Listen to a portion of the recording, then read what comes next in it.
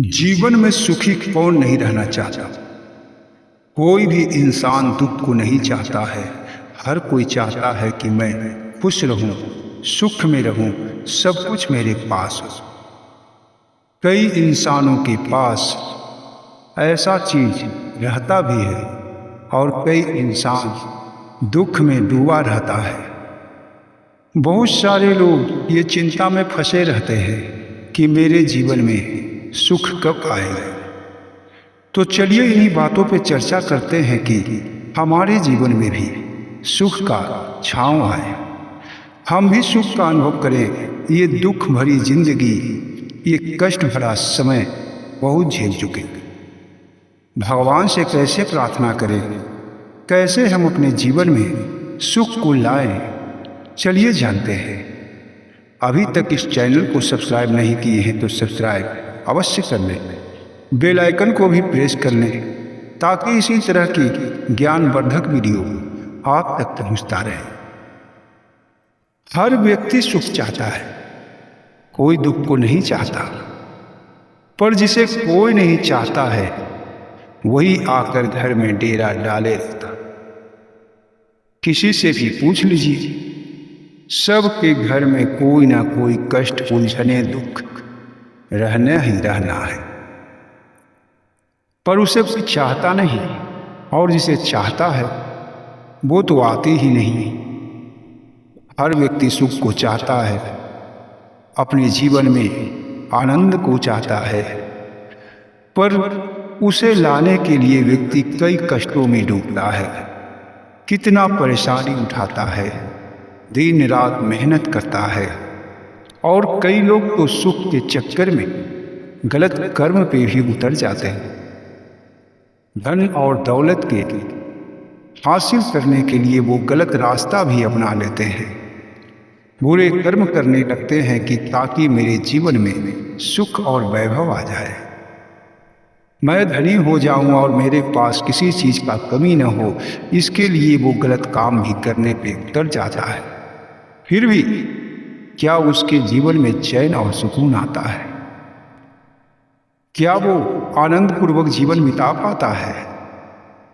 चाहे कोई व्यक्ति मेहनत से कमाई कर रहा है वो भी दुखी है, या फिर जो बेईमानी और अत्याचार करके, गलत कार्य करके भी धन इकट्ठा कर रहा है वो भी दुखी और चिंता में फंसा हुआ है। तो सुख आखिर मिलेगा कैसे? सुख पाने का क्या कोई और तीसरा रास्ता है? तो बिल्कुल ऐसा ही समझ लो, सुख पाने के लिए तीसरा रास्ता ही अपनाना पड़ता है। मेहनत और मजदूरी करके भी व्यक्ति को सुख नहीं मिलता, बेईमानी और गलत कार्य करके भी व्यक्ति को सुख नहीं मिलता। चैन सुकून की खोज में व्यक्ति जीवन गुजार देता है, अंत समय में भी उसे चैन नहीं रहता। प्राण त्यागने तक मनुष्य सुख का अनुभव नहीं कर पाता।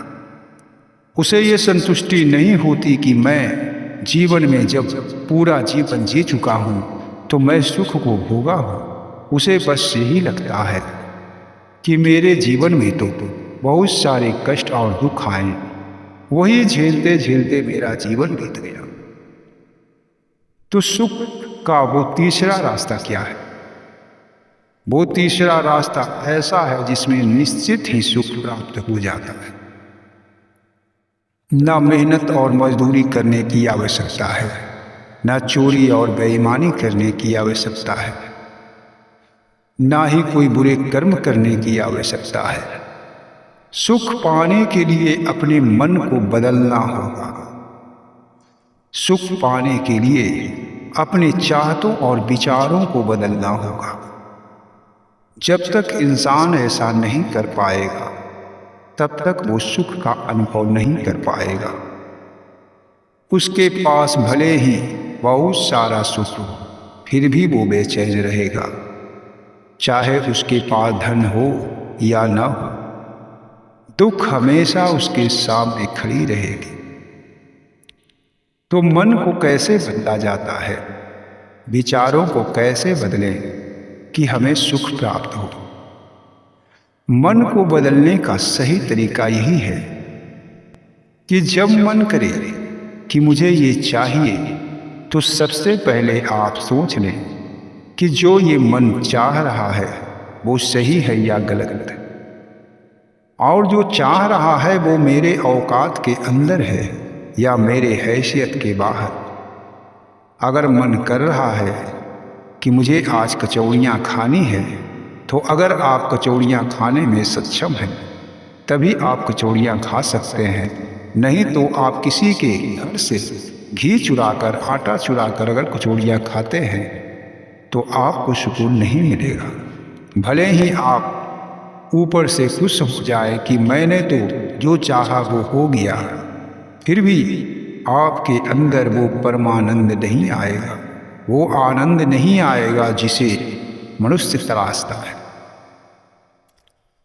मन जो कहता है उसे सुने जरूर, पर क्या वो कह रहा है मेरा सक्षम है या नहीं, वो गलत कह रहा है या सही कह रहा है, ये सब सोचने वाली बात आप पे निर्भर करता है।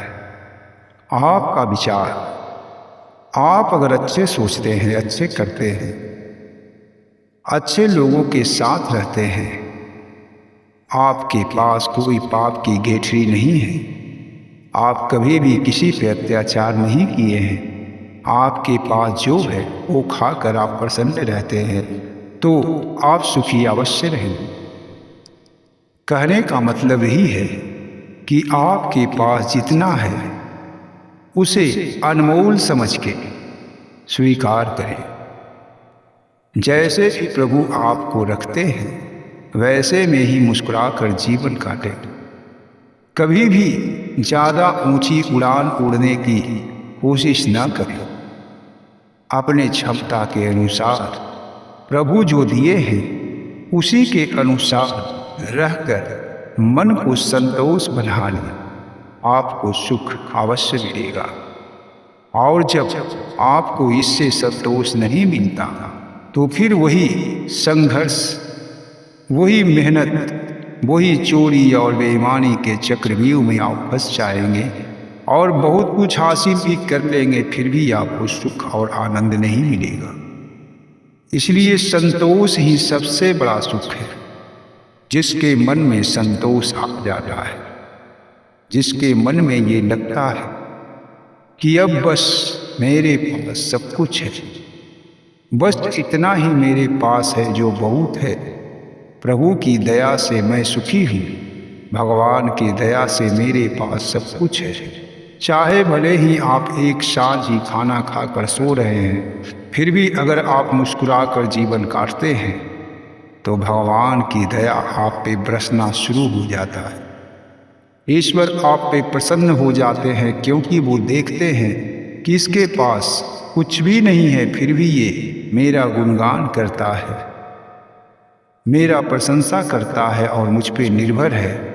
ऐसे लोग हमेशा खुश रहते हैं। तो आप भी संतोष नामक धन को अपना लें और सुखी रहें। आपको ये जानकारी अच्छी लगी है तो वीडियो को एक लाइक, चैनल को सब्सक्राइब करें। जय श्री कृष्ण।